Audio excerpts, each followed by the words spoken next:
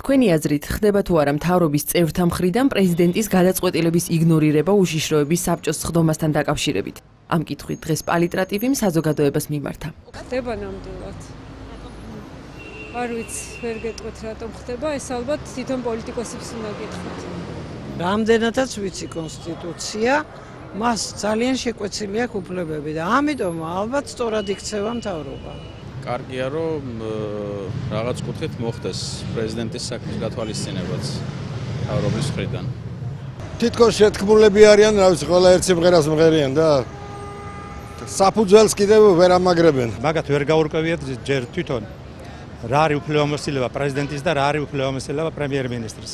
აი ვიდრე არ მოაგვარებენ, მაგ საკითხს ვერ გაეცემა პასუხი სწორად. ხდება. ვაიმე იგრო ვიცოდე, მაშინ მე თვითონ ვიქნებოდი მთავრობაში, არ ვიცი. წინა ხელისუფლების მიერ ჩადებული ნაღმების აფეთქების პირობებში ვართ. იმიტომ რომ გაურკვეველია როგორც პრეზიდენტის, ისე მისი სახელმწიფოს დანარჩენ მეთაურთა უფლებები.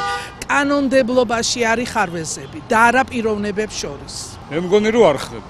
მე მგონი კი შესაძლებელია. რა, ბევრი მიზეზებია.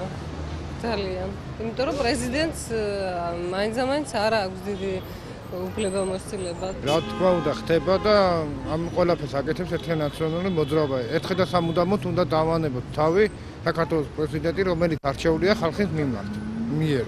და ეს უნდა იყოს კანონის ფარგლებში. რაც კონსტიტუციაში წერია, ის უნდა განხორციელდეს.